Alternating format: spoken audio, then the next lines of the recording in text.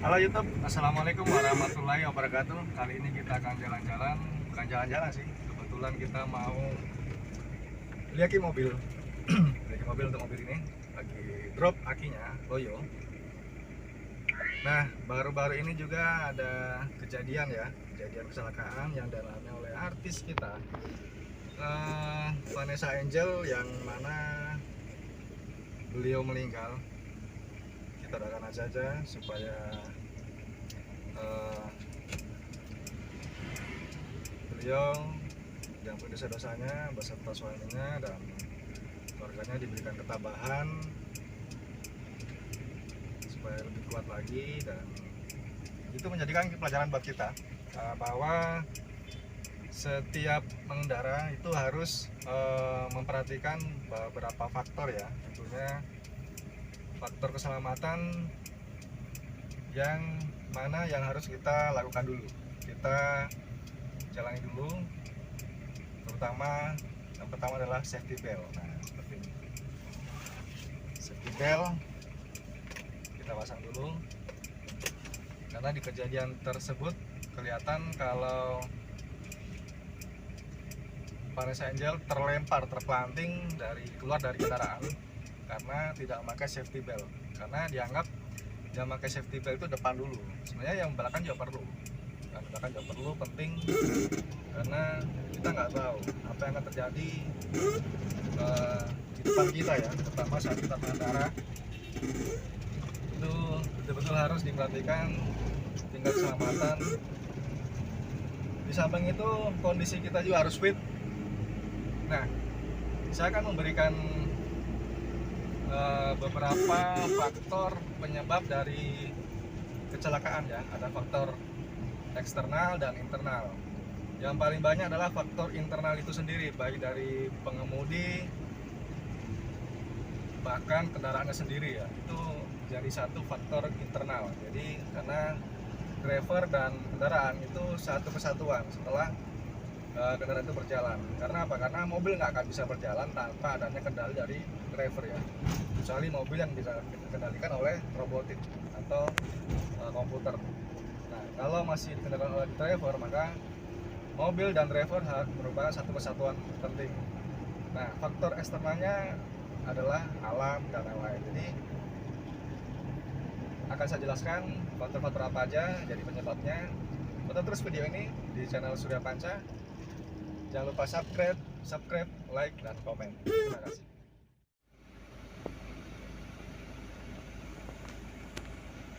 Oke, sudah nyampe. Nah, sekarang saya mau jelaskan, ini saya buka ya, udah sampai, kita udah sampai juga. Saya mau jelaskan beberapa faktor kecelakaan.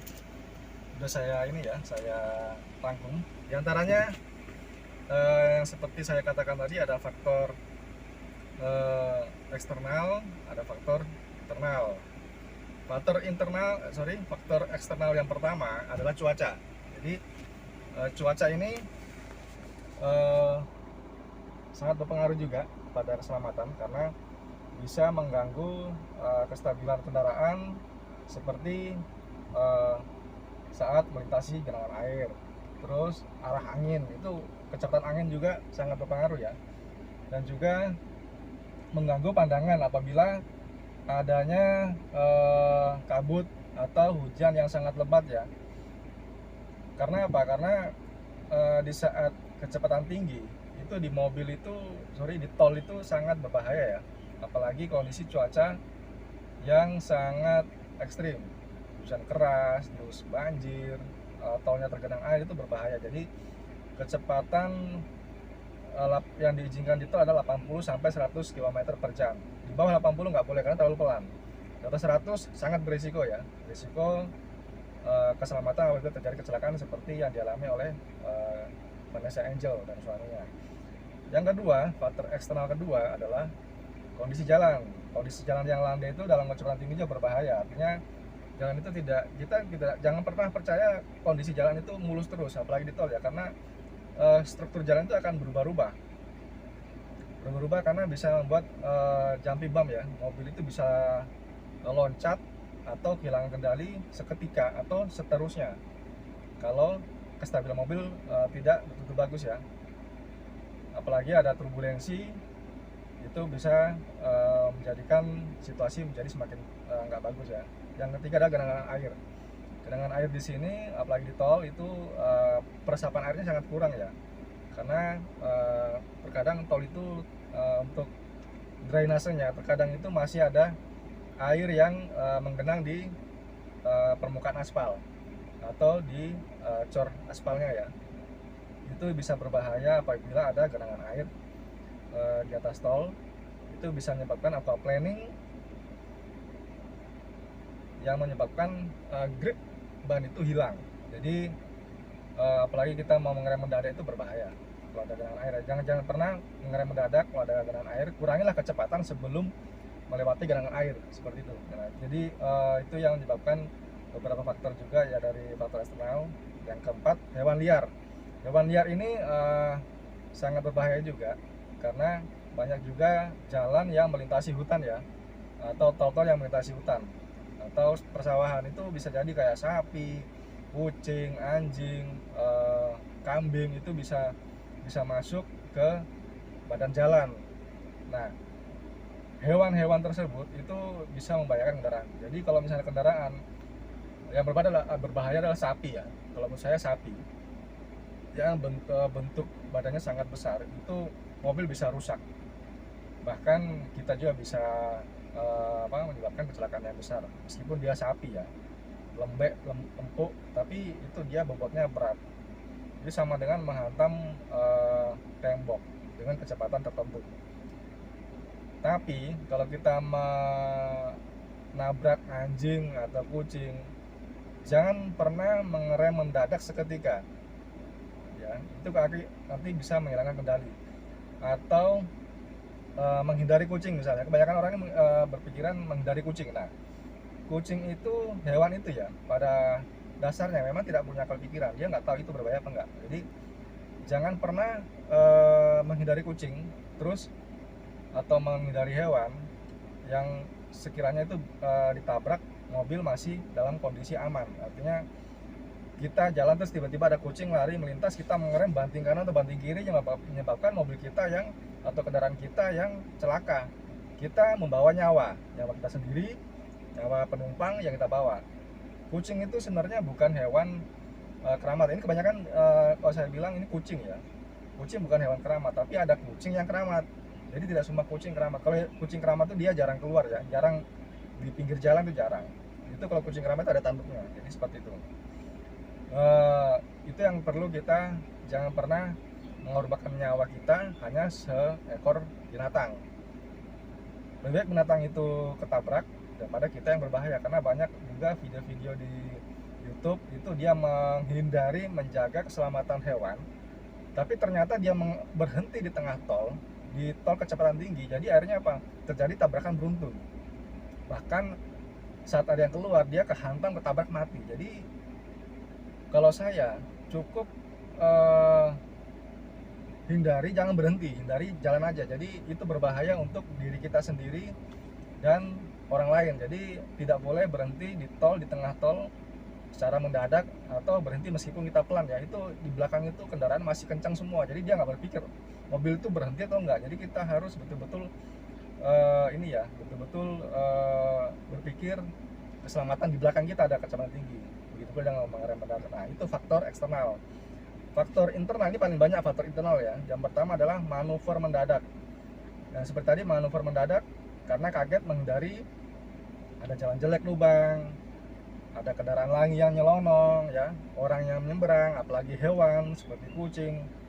Nah, karena manuver mendadak itu, kalau mobil rendah itu masih ada kestabilan sedikit seperti sedan apa segala macam. Tapi kalau mobil SUV seperti Pajero, Fortuner itu dia agak limbung ya. Mobil Jeep itu yang bannya gede itu agak limbung. Tapi kalau semacam sedan, terus seperti Honda Jazz, jenisnya lah, city car itu masih lah, ground clearance-nya itu masih agak rendah, agak mepet di aspal, jadi dia lebih stabil. Kalau kita ajak untuk manuver ke kanan atau kiri, jadi manuver pun juga harus diperhatikan. Nah, yang kedua itu ban botak. Nah, ban botak itu bisa menyebabkan aquaplaning kalau ada air genangan air itu ban bisa melayang seperti perahu ya. Jadi bisa melayang seperti perahu karena dia nggak punya grip atau alur air untuk membuang air ke kanan atau membuang air di sisi kiri seperti itu. Jadi itu yang menyebabkan aquaplaning. Jadi apalagi ada pasir gitu ya, tikungan terus banyak gundul. Nah, saat melewati tikungan itu mobil bisa kepelintir kalau ada pasir karena dia nggak punya grip gitu. Jadi spek ban juga harus diperhatikan, ukur ban semuanya harus diperhatikan ya. Yang ketiga adalah overspeed. Nah, semakin tinggi overspeed artinya kecepatannya berlebih. Yang tadinya di tol itu hanya 100, dia lebih dari 100, 120, 130, 140. Nah, kecepatan overspeed ini atau kecepatan berlebih itu berisiko mobil lebih cepat hancur atau nyawa itu bisa melayang atau kita bisa menimbulkan korban jiwa yang lebih banyak ya. Karena apa? Semakin cepat kendaraan itu semakin cepat mobil itu akan hancur apabila kena benturan, dan akan semakin sulit dikendalikan kendaraan itu karena semakin cepat kendaraan maka manuver mobil itu akan semakin sulit. Jadi betul-betul harus diperhatikan kecepatan kita sesuai dengan porsinya, jangan dipaksa apa segala macam ya, jangan dipaksa overspeed. Atau ini saya buka biar nggak panas ya, biar terang juga. Jadi biar nggak overspeed ya, jangan sampai overspeed. Karena apa? Karena di tes tabrak untuk ini ya, tes tabrak crash itu, tes tabrak crash test itu dia menguji di kecepatan 60. Kecepatan 60 aja mobil itu bisa hancur, apalagi di atas 80, 100 ya. Itu artinya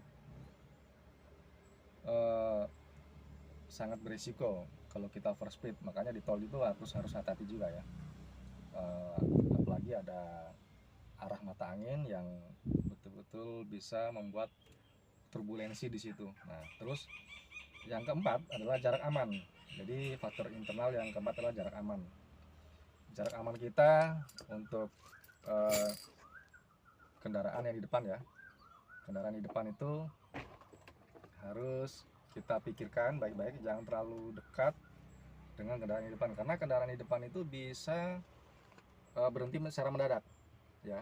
Apalagi di tol itu kita nggak tahu saat dia mengerem itu, kalau di tol dari jarak jauh itu kita nggak tahu apakah dia berhenti atau enggak. Itu yang berbahaya. Kita harus mengukur jarak aman berapa meter. Kalau kita nggak bisa kira-kira berapa meter ya kita pakai hitungan detik ya. Hitungan detik kalau kita tandain suatu titik di situ bahwa dia sudah melewati titik itu, terus kita hitung berapa detik kita akan sampai di titik itu misalnya, atau garis marka misalnya, ada garis marka, berarti jarak kita bisa ngitung sekian meter ya. Itu juga berpengaruh pada jam terbang dari drivernya ya. Itu jarak aman. Yang kelima faktor internalnya adalah hilang konsentrasi. Hilang konsentrasi ini atau di attraction ini atau gangguan lain seperti adanya HP ya, adanya HP yang bunyi terus kita angkat telepon atau kita baca pesan, itu membuat konsentrasi kita nggak fokus di jalan 100% ya. Terus obrolan mengganggu, mungkin ada anak kecil kita bawa, dia berbicara, akhirnya apa barangnya jatuh kita ngambilin, terus tiba-tiba kita nggak melihat fokus jalan depan, akhirnya nabrak, entah pelan atau kencangan, itu juga berbahaya. Apalagi kita terlalu sering main HP, itu yang berbahaya ya. Jadi perhatikan kondisi keselamatan kita dan orang lain. Terus yang keenam ini adalah faktor internal. Yang keenam adalah lelah atau ngantuk. Lelah atau ngantuk itu adalah kondisi manusiawi manusia ya, kondisi manusiawi tapi berbahaya apabila kondisi kurang fit. Nah, mungkin yang dialami seperti Vanessa Angel itu, drivernya dari Jakarta menuju Surabaya itu kan sangat jauh, berjam-jam ya. Mungkin karena tol sekarang lebih bagus, di zaman Pak Jokowi dibangun semua, tembus dari Jakarta sampai ujung timur Pulau Jawa. itu sudah tembus, mungkin memakan waktu dari beberapa teman yang pernah itu dia kurang lebih 10 jam lah. Jakarta Surabaya itu 10 jam, yang tadinya itu bisa belasan jam, ini dia hitung kurang lebih 10 jam. Ada yang lebih, ada yang kurang, tergantung kecepatan mobil ya, semakin cepat semakin cepat nyampe juga. Nah, mungkin drivernya sudah lelah, ngantuk, dari Jakarta ke Surabaya dia nggak berhenti di rest area. Nah, itu bisa juga menyebabkan kecelakaan yang lebih fatal. Apalagi mobilnya nyaman, kenceng, Pajero sport yang baru ya, itu bisa membuat kondisi saat kecelakaan itu bisa lebih fatal, lebih parah. Nah, apalagi menghantam, bentuk hantamannya itu dia menghantam dari posisi seperti ini ya. Jadi menghantam ujung sedikit. Jadi sudah kalau dia seperti ini, dia nggak terlalu ini ya, nggak terlalu parah mungkin, tapi dia sudah seperti ini, akhirnya terjadi benturan sangat hebat, akhirnya mobilnya hancur seperti itu. Dan kalau saya lihat Vanessa Angel tidak memakai sabuk pengaman karena dia merasa di belakang, terus pas terjadi benturan semua terbuka, lepas, hancur, dia terlempar ya, akhirnya meninggal. Begitu pula suaminya, sampai kondisi seperti itu kita ya sangat prihatin juga ya.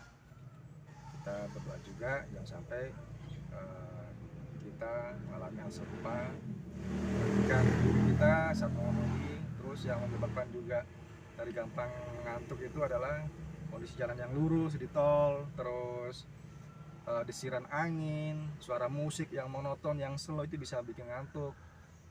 Nah, kalau bisa sudah kondisinya sudah ngantuk apa segala macam, baiknya kita cari rest area, terutama di tol ya. Jadi di tol juga hati-hati, karena terkadang kita melewati jalan ini ya, tikungan cepat, artinya dia itu berbelok, tapi kita bisa dalam kecepatan tinggi. Nah, di situ juga berbahaya, ada angin turbulensi dari sisi samping, kiri atau kanan, itu bisa menyebabkan mobil bisa hilang kendali. Nah, terus faktor internal yang ketujuh itu ban pecah. Ban pecah ini bisa menghilangkan kendali kendaraan ya. Ban pecah itu betul-betul sangat berbahaya. Sangat berbahaya kalau kita langsung misalnya panik, ban pecah, oleng kendaraan, kita rem. Sebenarnya jangan pernah mengerem kendaraan itu, terutama ban depan kalau pecah itu jangan pernah mengerem. Karena apa? Karena ban pecah depan yang sebelah kiri atau sebelah kanan itu sama dengan ban itu mengerem. Jadi mobil akan tertarik di mana sisi ban itu pecah. Umpama misalnya yang pecah sebelah kiri, setirnya akan kebanting ke kiri, mobil akan kebanting ke kiri. Atau kalau bannya pecah kanan, di mobil akan kebanting ke kanan. Jadi akan lebih berbahaya kalau kita semakin mengerem, karena akan semakin membuang kendali kendaraan, buang ke kiri atau buang ke kanan, itu sangat berbahaya kalau kita. Jadi kalau ada ban pecah, tahan setir, lepas gas, lihat kondisi apakah di depan perlu mengerem apa enggak, jarak aman apa enggak. Kalau tidak ada kendaraan yang dekat, kita bisa lepas gas aja pelan-pelan sampai kita minggir di pinggir aspal yang situasinya aman. Kalau belakang yang pecah, kita masih bisa enak mengendalikannya dengan baik ya. Ban pecah belakang masih aman dibanding yang depan, jadi kita tinggal ngimbangin aja. Terus yang 8, tingkat kestabilan kendaraan. Nah, tingkat kestabilan kendaraan ini terutama pada sistem drivetrain. Drivetrain itu adalah diantaranya understell. Understell itu mulai dari setir ya. Drivetrain mulai dari setir, terus ke rack steering, ke T-rod, rack end, ke T-rod, ke ban ya, ke ban depan, ban belakang itu harus ada kestabilannya. Itu di sporing, bannya dibalancing. Terus rem ya, remnya juga harus bagus, harus pakem, minyak remnya harus bagus kualitasnya. Terus kaki-kakinya nggak ada yang bunyi, nggak ada yang goyang, kocak segala macam, itu kestabilan ya. Jadi kita mengendara juga harus perhatikan kondisi mobil kita, apakah dia drivetrainnya ini sudah mumpuni untuk kita pakai dalam jarak jauh, terutama di tol, karena tol itu kecepatannya bisa tinggi di atas 100. Nah, kalau kita nggak punya kestabilan, nah itu yang sangat berbahaya bagi kendaraan kita. Terus yang 9 adalah grip ban yang hilang karena kondisi jalan. Jadi grip ban yang hilang karena kondisi jalan ini karena biasanya yang pertama itu ban sudah umur, ban sudah tua, dan dia keras, karetnya keras. Nah, di samping karetnya keras juga dia gundul, seperti yang tadi kan saya jelaskan, bannya gundul. Atau memakai ban off-road di aspal itu nggak bagus. Nah, karena memakai ban off-road di aspal itu mobil bisa licin ya. Licin saat mengerem itu mobil itu bisa licin, apalagi kondisi hujan itu bisa licin sekali. Makanya kalau kita pakai mobil off-road yang SUV yang pakai ban off-road, kita harus pakai ban yang sesuai dengan aspal atau all track ya, AT. Jadi kita jangan memakai yang biasa kita pakai di lumpur untuk jalan aspal, karena apabila kecepatan tinggi pas pengereman saat hujan itu bannya bisa licin. Teman saya pernah mengalami seperti itu, bannya licin, kecepatan 60 aja hujan dia ngerem tidak begitu mendadak, mobilnya oleng. Jadi tapi masih bisa dikendalikan ya. Terus yang 10, faktor internal yang ke-10 adalah beban berlebih. Ini biasanya terutama pada kendaraan niaga ya, seperti pick up, terus untuk box, mobil box, terus truk ya, bis yang muatannya berlebih. Nah itu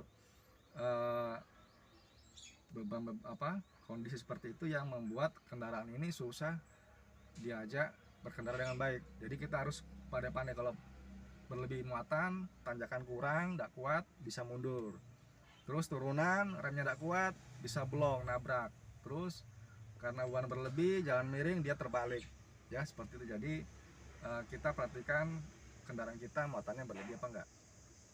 Terus yang faktor internal yang ke-11, kurangnya perawatan kendaraan. Nah, terutama pada sektor pengereman. Biasanya orang juga meremehkan sektor pengereman. Misalnya masternya rusak ya. Masternya rusak, terus ke bengkel, dia hanya memperbaiki, mas tolong diganti yang murah aja isinya. Jadi dia nggak memikirkan keselamatan dirinya sama mobil, padahal spare part yang dia beli untuk mengganti itu tidak seimbang dengan nyawa dan kerusakan mobil apabila terjadi kecelakaan. Jadi itu biasanya yang pemilik kendaraannya kurang waspada, kurang berpikiran keselamatan, dan juga kondisi mesin apakah dia fit apa enggak. Saat misalnya melewati tanjakan gitu kan, mesinnya tidak pernah diservis, akhirnya tidak kuat mati, atau tiba-tiba jalan mati, akhirnya remnya tidak bisa dikendalikan. Kalau mesin mati itu kebanyakan rem berat, setir berat, jadi sulit dikendalikan, sangat berat. Jadi kurangnya perawatan kendaraan itu faktor internal yang ke-11. Nah, faktor internal yang ke-12 itu adalah kemampuan atau skill driver. Nah, kemampuan atau skill driver di sini jam terbang. Tidak semua driver itu profesional. Driver profesional pun bisa menyebabkan kecelakaan. Nah, kemampuan skill driver di sini yang berhubungan dengan kelincahan kelincahan drivernya untuk mengendalikan kendaraan. Lincah artinya bukan kencang ya, lincah artinya lincah, gesit, tapi dia bisa mengambil keputusan yang singkat untuk bagaimana caranya supaya mobil ini tidak sampai terjadi kecelakaan, seperti itu. Nah, karena saya pernah mengalami, waktu itu saya kecepatan 80 ya, kecepatan 80, saya jalan kembar dua arah ya, dua arah itu saya kecepatan 80, konstal 80, ada orang gila di tengah jalan, dia mau nyebrang, tiba-tiba dia lari nyebrang di depan saya, tapi saya nggak mengerem. Kenapa? Di saat saya mengerem, orang ini pasti kena. Kenapa? Saya sudah 80, nggak mumpuni untuk saya mengerem dengan jarak yang begitu dekat.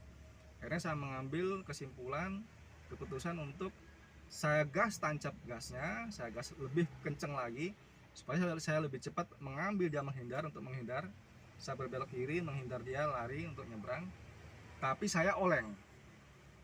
Saya menghindari menabrak manusia. Ini manusia bukan hewan ya. Kalau hewan sudah saya tabrak, tapi ini manusia, saya hindari manusia. Jadi saya oleng. Untung waktu itu saya muatan berat, tidak begitu berat juga, muatan ada cairan oli di belakang pickup saya. tapi saya masih bisa kendalikan karena mobil oleng, untung nggak terbalik. Jadi alhamdulillah nggak terbalik. Itu keputusan yang penting ya, yang penting keputusan yang penting untuk mengambil keputusan di saat kondisi tertentu ya, kondisi yang genting, itu kondisi genting ya. Terus yang faktor internal yang ke-13 seperti yang tadi adalah perawatan mobil. Itu biasanya minyak rem overheat. Nah, minyak rem overheat ini biasanya itu di saat mobil itu, meskipun dia kondisi baru ya, mobil baru sekalipun, di saat kondisi mobil baru sekalipun saat turunan itu biasanya mobil itu sering direm terus. Nah, saat direm terus itu mesin akan bukan mesin ya, rem akan mengalami overheat atau panas berlebih. Panas berlebih itu akan menyebabkan minyak rem mendidih. Di saat minyak rem mendidih pada temperatur didihnya, misalnya minyak rem 3, itu temperatur didihnya 140 derajat. Nah, di saat dia mendidih, rem pasti saya jamin akan blong. Itu dipastikan akan bisa blong. Makanya di penurunan curam itu kayak seperti Pacet di Jawa Timur itu disiapkan untuk jalur evakuasi. Apabila rem blong, silahkan nabrak apa istilahnya, menabrak pasir, gundukan pasir apa segala macam, atau karung pasir yang bisa menyelamatkan nyawa kita, bukan mobilnya, nyawa kita, karena kita di dalam di situ, nyawa manusia itu sendiri. Jadi hati-hati dalam melewati turunan itu ya, turunan tajam itu pakai engine brake. Kalau matic masukkan di low atau gigi 1 itu ada. Kalau di matic ya, itu sambil direm dikit-dikit. Kalau sudah terasa remnya ini mulai lemas, lembek, wajib berhenti sejenak, dinginkan rem. Lebih baik berhenti, jangan paksakan untuk turun terus, itu berbahaya ya. Itu faktor 13 minyak rem overheat. Terus yang 14 faktor internalnya adalah ban lepas. Nah, ini ban lepas ini juga berbahaya. Banyak faktor ya. Kok bisa ban lepas? Yang pertama, baut rodanya kurang bagus, dol bisa juga, atau yang kedua kurang kenceng, atau as rodanya patah. Nah, itu ban bisa lepas. Kalau ban belakang lepas itu berbahaya. Jadi ban belakang lepas itu dia kalau lepasnya langsung lepas lari itu nggak apa-apa ya. Tapi kalau lepas dia mengganjal spakbor atau fender, dia mengganjal fender, mobil itu bisa oleng. Jadi mobil itu bisa dibanting seperti dibanting ke kanan atau ke kiri.